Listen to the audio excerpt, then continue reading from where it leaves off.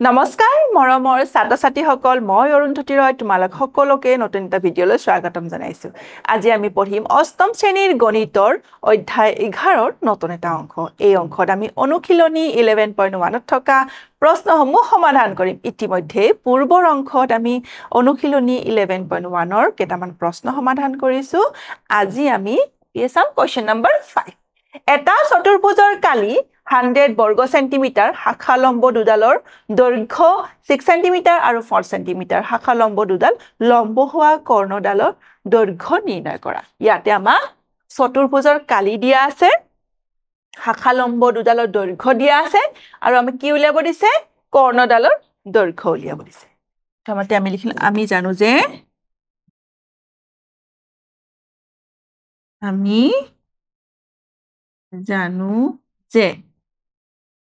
half into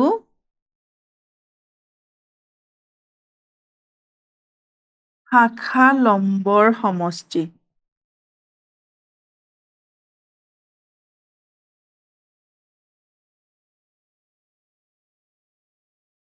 into কৰ্ণ এটো কি আছিল চতুৰ্ভুজৰ কালি উলিওৱাৰ সূত্ৰ আছিল এতিয়া চোৱা এটো কি আছে হাফ ইনটু শাখা লম্বৰ সমষ্টি শাখা লম্ব দুডালৰ কি মান দিয়া আছে 6 সেন্টিমিটাৰ আৰু 4 সেন্টিমিটাৰ গতিকে আমি ইয়াতে কি লিখিম 6 + 4 ইনটু কৰ্ণ আৰু চতুৰ্ভুজৰ কালি কিমান দিয়া আছে 100 বৰ্গ সেন্টিমিটাৰ 1/2 6 + 1/2 ইনটু কিমান হ'ব এটো 6 + 4 কৰিলে 10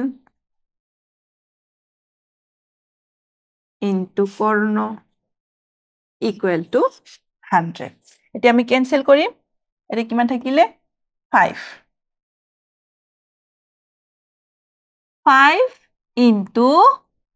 কৰ্ণ ইকুৱেল টু কিমান আছে 100 আমাক কিহৰ মান উলিয়াব লাগে আমাক যেহেতু কৰ্ণৰ মান উলিয়াব লাগে 5 টো ইয়াতে কি হৈ আছে লেফট সাইডত পূৰণ হৈ আছে আমি ৰাইট সাইডত লৈ গলে কি হৈ যাব এটো হৰণ 100/5 কৰিলে কিমান হ'ব 20 গতিকে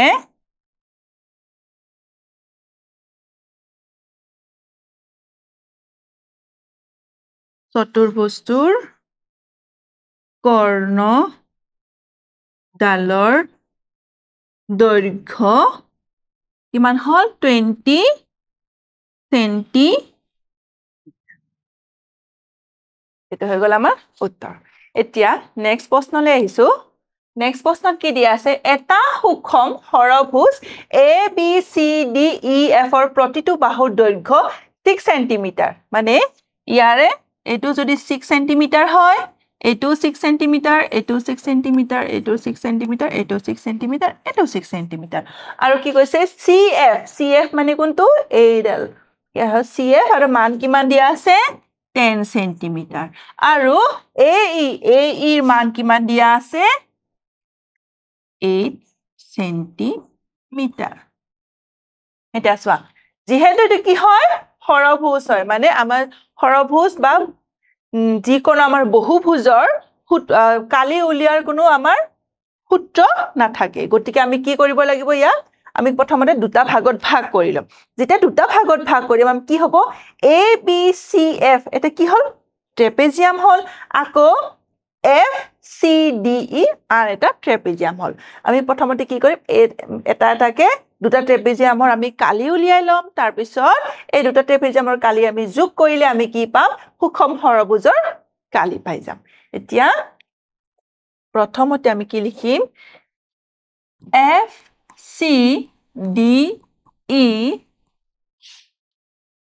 ট্ৰেপেজিয়ামৰ কালি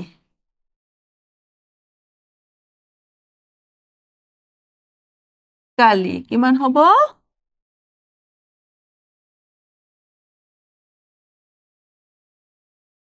হাফ ইনটু সমান্তৰাল বাহু দুডালৰ সমষ্টি ইয়াতে সমান্তৰাল বাহু কোনডাল CF আৰু DE বা FC আৰু ED কি হয় এই দুডাল বাহু সমান্তৰাল হয় ইয়াৰ সমষ্টি মানে 6 plus 10 6 plus 10 into সমান্তৰাল বাহু দুডাৰ মাজৰ লম্ব দূৰত্ব আমাক কি দিয়া আছে E এৰ মান দিয়া আছে 8 সেন্টিমিটাৰ গটিকে এটো কিমান হ'ব 4 সেন্টিমিটাৰ এটো হ'ব 4 সেন্টিমিটাৰ গটিকে সমান্তৰাল বাহু মানে FC আৰু ED ৰ মাজৰ লম্ব দূৰত্ব কিমান হ'ব 4 সেন্টিমিটাৰ ইয়াৰ একক হল সেন্টিমিটাৰ স্কয়াৰ এটো কেনসেল হৈ কি থাকিলে 2 6 plus 10 কৰিলে হ'ব 16 into 2 equal to 32 centimeter square আৰু next আৰু এটা ট্ৰেপেজিয়াম আছে A B C F A B C F ট্ৰেপেজিয়ামৰ গালি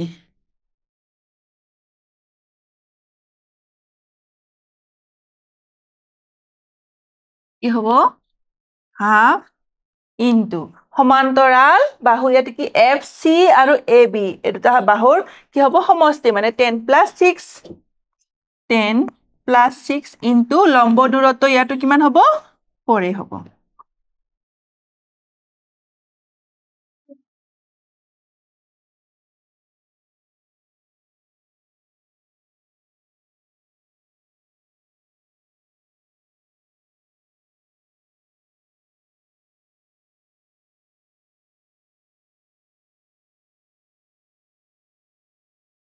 এটো কিমান হল 32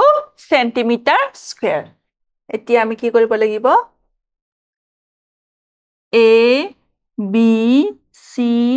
D E F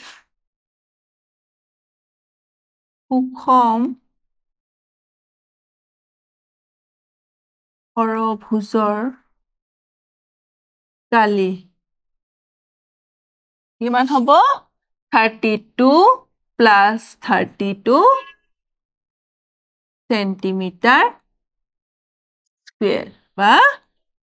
64 centimeter square A B C D E F সুষম সৰভুজৰ আমাক কি উলিয়াব দিছিলে কালি উলিয়াব দিছে আমি কিমান পালো 64 centimeter square আৰু প্ৰশ্নত কি কৈছিলে প্ৰশ্নত আমাক কি কৈছিলে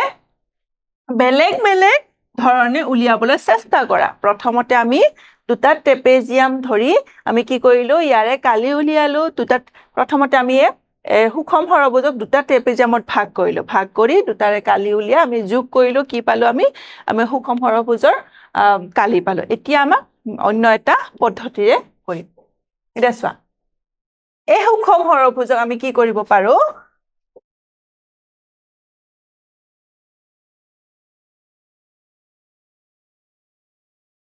ইয়াতে আৰু এটা ভাগ কৰি দিব পাৰো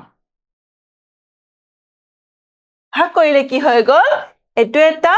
ত্ৰিভুজ হৈ গল এটো এটা ত্ৰিভুজ হৈ গল আৰু এটো কি হৈ গল আৰু এটা আয়ত হৈ গল এতিয়া এই ত্ৰিভুজৰ কালি ইয়াৰ আয়তৰ কালি আৰু আন এটা ত্ৰিভুজৰ কালি আমি উলিয়াই গুটেকেটা যোগ কৰিলে আমি কি পাম আমি হে সৰভুজৰ কালি পাই যাম এতিয়া এটো কিমান আছিল এটো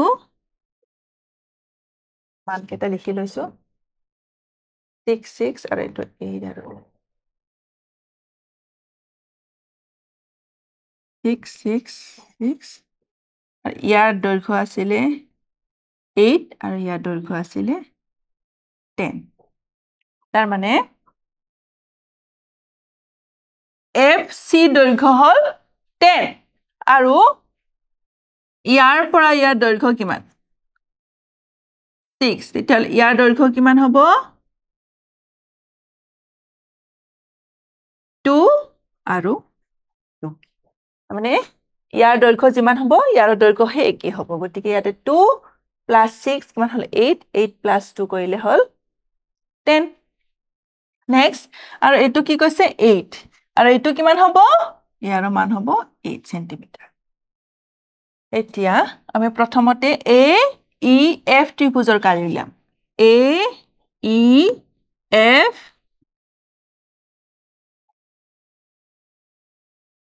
ত্ৰিভুজ এ ই এফৰ কালি কি আছিলে হাফ ইনটু ভূমি ইনটু উন্নতি এই ত্ৰিভুজৰ ভূমি কিমান হ'ব ভূমি হ'ব এ ই মানে 8 সেন্টিমিটাৰ ইনটু উন্নতি হ'ব 2 সেন্টিমিটাৰ গতিকে আমি ইয়াত একক কি লিখিব পাৰো সেন্টিমিটাৰ স্কয়াৰ এইটো কেনসেল গৈ কি থাকিলে 8 সেন্টিমিটাৰ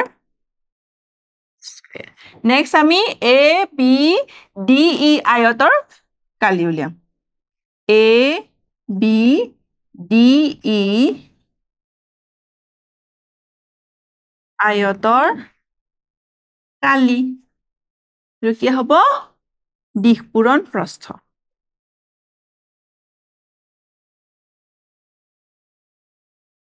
এটা কিমান হ'ব ইয়াৰ দিশ কিমান হ'ব 8 into 6 একক হ'ব সেন্টিমিটাৰ স্কয়াৰ 48 সেন্টিমিটাৰ স্কয়াৰ এইটো ত্ৰিভুজৰ কালি আৰু এই ত্ৰিভুজৰ কালি কি হয় একে হয় গতিকে আমি কি লিখিব পাৰো ত্ৰিভুজ বি সি ডি ৰ কালিও কিমান হ'ব 8 সেন্টিমিটাৰ স্কয়াৰ এটা আমি কি কৰিম এই তিনিটা কালি যোগ কৰিম A B C D E F সুষম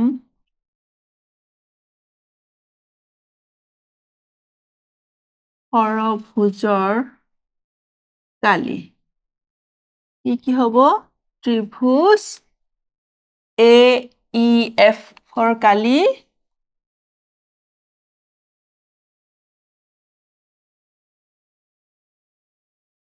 প্লাস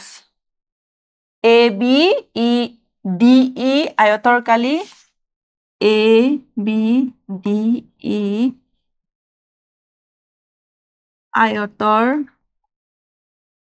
কালি প্লাস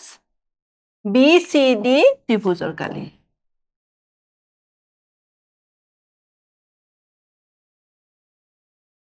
ত্ৰিভুজ এ ই এফ ৰ কালি কিমান আছিলে 8 centimetre square plus A B D E আয়তৰ কালি কিমান আছিলে 48 সেন্টিমিটাৰ স্কয়াৰ প্লাস ত্ৰিভুজ বি সি ডি ৰ কালি কিমান আছিলে 8 সেন্টিমিটাৰ স্কয়াৰ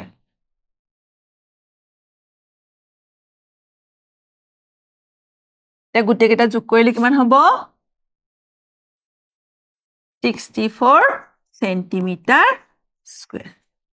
এটো হল আমাৰ A B C D E F সুষম ষড়ভুজৰ কালি আমি কি কৰিলো বেলেগ বেলেগ পদ্ধতিৰে আমি উলিয়ালো এতিয়া নেক্সট প্ৰশ্নলৈ আহিছো এটা ৰম্বাসৰ কালি আৰু এটা ত্ৰিভুজৰ কালি সমান যদি ত্ৰিভুজৰ ভূমি আৰু অনুৰূপ উন্নতিৰ দৈৰ্ঘ্য ক্ৰমে 24.8 সেন্টিমিটাৰ আৰু 5.5 সেন্টিমিটাৰ ৰম্বাসটোৰ এডাল কৰ্ণৰ দৈৰ্ঘ্য 22 সেন্টিমিটাৰ হলে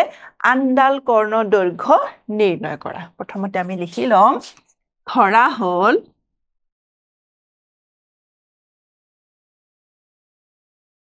ৰম্বাসটোৰ আনডাল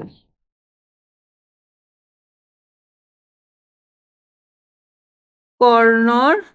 দৈৰ্ঘ্য কিমান ধৰি লম ইয়াতে আমি ডি সেন্টিমিটাৰ ধৰিলো এতিয়া আমি প্ৰথমতে উলিয়াই লম ত্ৰিভুজৰ কালি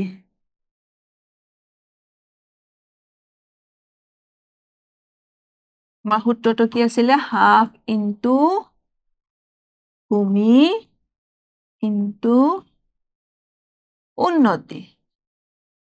ইকুৱেল হাফ ইনটু ভূমি কিমান দিয়া আছে ত্ৰিভুজৰ ভূমি দিয়া আছে 24.8 সেন্টিমিটাৰ 24.8 সেন্টিমিটাৰ আৰু উন্নতি কিমান দিয়া আছে উন্নতি দিয়া আছে 5.5 সেন্টিমিটার গতিকে আমি ইয়াত কি লিখিম একক সেন্টিমিটার স্কয়ার এটো ক্যান্সেল হয় কি থাকিব 12.4 গতিকে 12.4 into 5.5 সেন্টিমিটার স্কয়ার এটা আমি পূরণ করব হা 12.4 into 5.5 5 4 গুণ 20 5 2 গুণ 10 11 12 5 গুণ 5 একে 6 5 4 গুণ 20 5 2 গুণ 10 11 12 5 গুণ 5 একে 6 0 2 8 6 দশমিকৰ পিছত কেইটা অংক আছে ইয়াত এটা মানে দুটা আমি ৰাইট সাইডৰ পৰা 1 2 তাৰ পিছত এটা দশমিক দিম মানে কিমান হল 68.20 সেন্টিমিটাৰ স্কয়াৰ এটো কি হল ত্ৰিভুজটোৰ কালি হল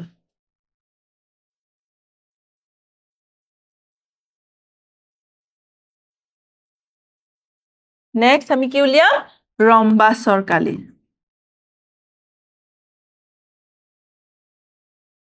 ৰম্বাসৰ কালি উলিয়া সূত্ৰটো কি আছিল হাফ ইনটু কৰ্ণ দুডালৰ পূৰণ ফল ইনটু এডাল কৰ্ণৰ দৈৰ্ঘ্য আমি কি ধৰিছো d ধৰিছো আৰু আনডালৰ মান কিমান দিয়া আছে 22 সেন্টিমিটার গতিকে ইয়াত কি লিখিম 22 into d এটো কি হ'ব সেন্টিমিটার স্কয়ার এটো ক্যান্সেল কৰিলে কি থাকিব 11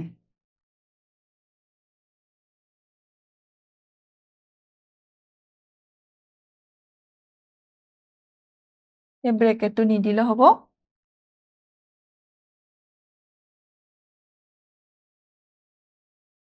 যেহেতু গোটেইটা পূৰণ হৈ আছে হাফ ইনটু 22 into d 22 2 ৰে হৰণ কৰিলে কিমান থাকিল 11 গতিকে 11 d সেন্টিমিটাৰ স্কয়াৰ ত্ৰিভুজৰ কালি পালো আৰু ৰম্বাসৰ কালি পালো প্ৰশ্নত কি কৈছিলে ৰম্বাসৰ কালি আৰু ত্ৰিভুজৰ কালি কি হয় মানটো সমান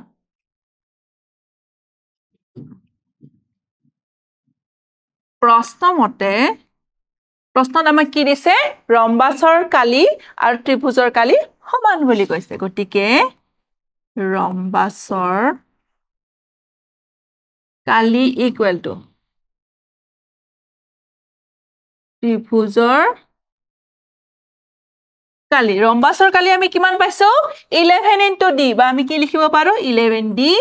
ইকুৱেল টু ত্ৰিভুজৰ কালি আমি কিমান পাইছো 68.20 বা আমি কি লিখিব পাৰো 68.2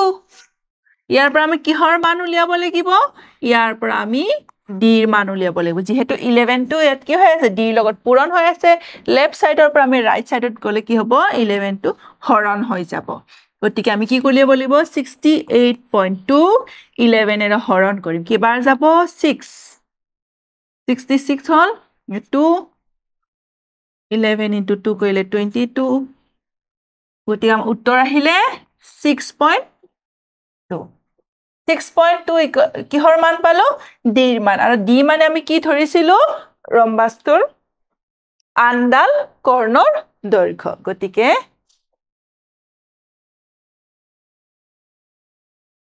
ৰম্বাসটোৰ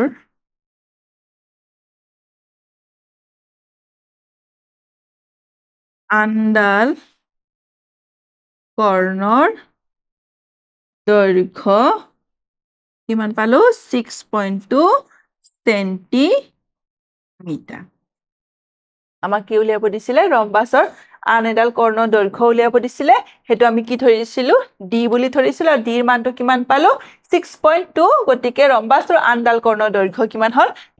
ৰম্বাষ্টৰ আনডাল কৰ্ণৰ দৈৰ্ঘ্য হৈছে 6.2 সেণ্টিমিটাৰ আজিৰ অংকত আমি এইকেইটাই প্ৰশ্ন সমাধান কৰিলো পৰৱৰ্তী অংকত আমি অনুশীলনী 11.1 থকা বাকি প্ৰশ্নবোৰ সমাধান কৰিম ধন্যবাদ